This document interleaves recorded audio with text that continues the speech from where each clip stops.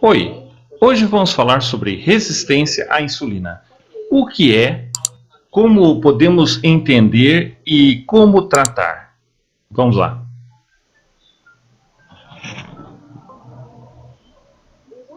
Nos preocupamos com a resistência à insulina porque está ligada à síndrome metabólica. A síndrome metabólica é uma constelação de glicemia alta, pressão alta, obesidade abdominal e também triglicerídeos altos, e que juntos realmente aumentam o risco de outras doenças como ataques cardíacos, derrames e câncer.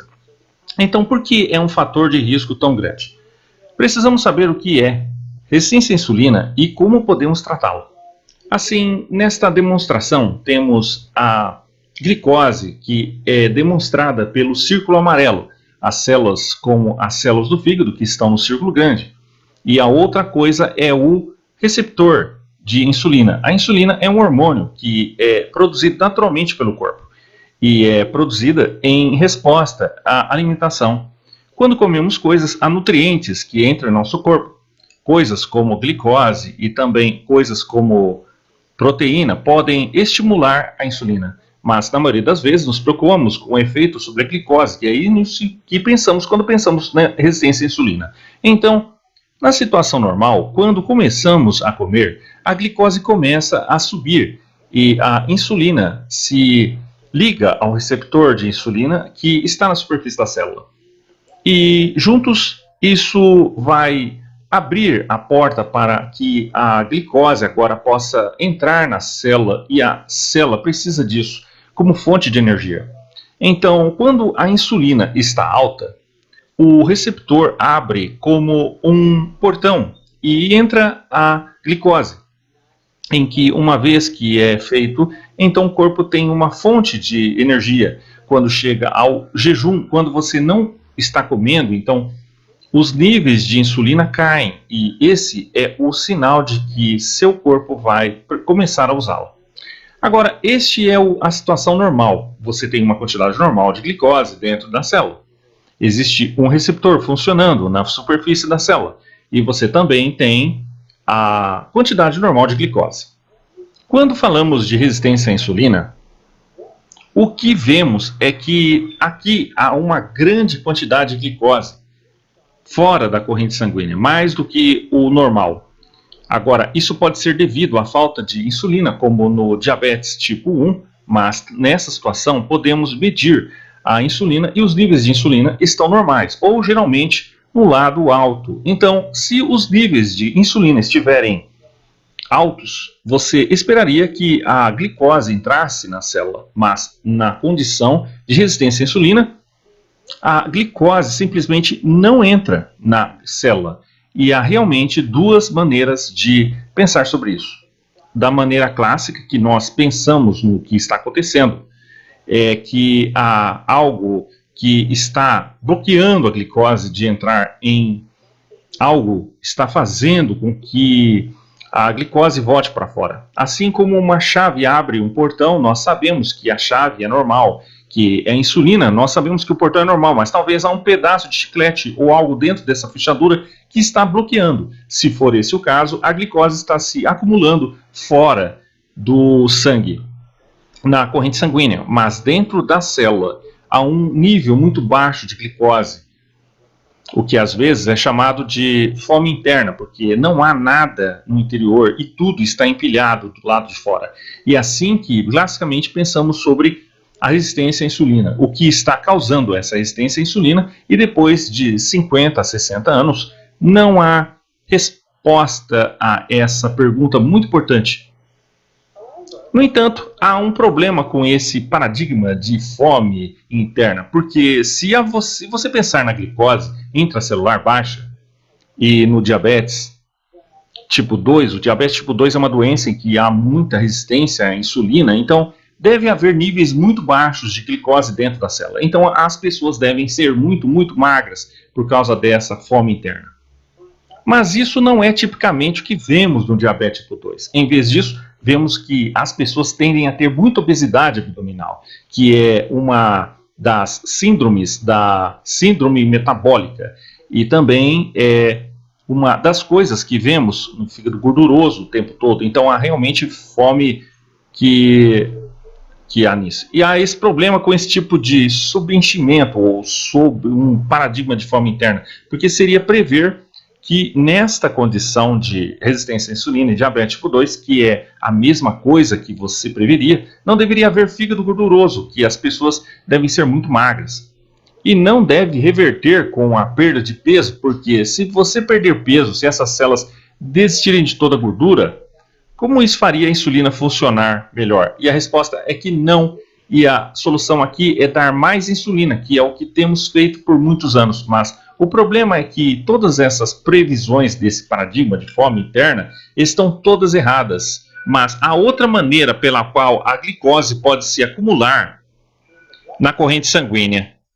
E ainda não ter isso e ainda tem essa resistência à insulina que talvez seja um estouro. Se você estiver empurrando glicose para dentro da célula, empurrando glicose para dentro da célula dia após dia, ano após ano, talvez isso na célula fica cheia demais. E quando fica cheia, você simplesmente não consegue empurrar mais glicose.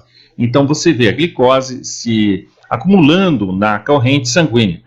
Mas a implicação disso é muito diferente, porque você não esperaria que as pessoas fossem magras, você esperaria que eles estivessem acima do peso e esperaria que estivessem com o fígado gorduroso, porque é um estouro.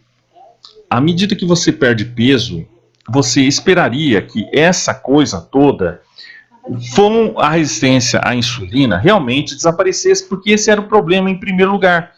A glicose que está ativando a insulina, que está empurrando muito dessa glicose para dentro da célula, a célula está cheia agora, assim como se você tem um quarto, você tem uma porta, você abre a porta, as pessoas entram.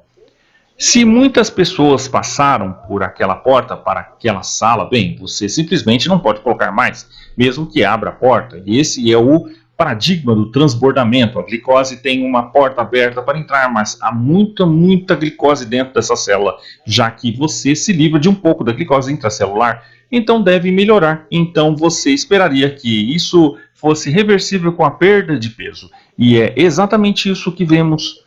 A solução, então, é se livrar da glicose, não apenas no sangue, mas em todo o corpo. E isso seria dietas de jejum com baixo teor de carboidratos e perda de peso, e essas coisas deveriam, de fato, começar a reduzir a resistência à insulina. E pesquisas recentes mostraram que é exatamente isso que eles fazem. Então, esse paradigma de transbordamento parece ser uma maneira muito mais precisa de pensar sobre a resistência à insulina. Uma última analogia para você pensar nisso, veja um trem de metrô como uma célula onde você tem glicose que deve entrar na célula. Quando as portas se abrem, e ela abre por causa da insulina, se você tiver pessoas se acumulando na plataforma, não podendo entrar no trem, há duas possibilidades. Uma é que você está indo para as portas, simplesmente não estão abrindo, porque quando a insulina vem e diz a eles que dentro do trem não há pessoas, que é o paradigma da fome interna. Mas há outra maneira de pensar, que talvez já haja muitas pessoas nesse trem, e não importa o quanto a insulina tente empurrar as pessoas para dentro desse trem, simplesmente não há espaço suficiente, pois os altos níveis de insulina eventualmente levariam logo à resistência à insulina. E é esse transbordamento que está causando isso. Entendendo o paradigma de transbordamento da resistência à insulina, você pode ver que é simplesmente uma questão de excesso de glicose em nossos corpos. Não apenas dentro do sangue, mas dentro de todo o nosso corpo. Então, tomar um medicamento como mais insulina para diabetes tipo 2, bem, isso simplesmente vai pegar a glicose no sangue e enfiá-la na célula que já tem muita glicose. Você pode empurrar mais e mais com doses cada vez mais altas de insulina, mas à medida que você faz isso, as coisas ficam cada vez mais piores. Eu espero porque você está tornando a situação subjacente. É como se você enfiasse mais pessoas naquele trem do metrô na próxima parada. As coisas seriam ainda mais difíceis. E é exatamente o que vemos clinicamente quando você dá insulina às pessoas para diabetes tipo 2, as coisas não melhoram com o tempo. Tome mais e mais e mais e mais insulina, e quando você está tomando mais e mais e mais insulina para diabetes tipo 2, isso significa que sua doença está piorando. E as pessoas sabem disso, porque quando elas tomam insulina, elas começam a ganhar peso, porque a insulina está apenas empurrando glicose na célula. E a célula está transformando isso em gordura. À medida que ganham peso, seu diabetes tipo 2 piora. E precisam mais insulina à medida que tomam mais insulina, ganham mais peso, à medida que ganham mais peso, precisam de mais insulina, e é um ciclo vicioso, fica cada vez pior e pior. Obrigado por assistir a todos, espero que você tenha aprendido algo nessa semana. Se você aprendeu, você pode querer conferir alguns desses outros vídeos sobre jejum e como isso pode fazer ser capaz de perder peso, livrar-se do fígado gordo, reverter o diabetes tipo 2.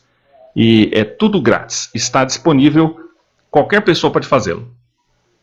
Vejo na próxima semana.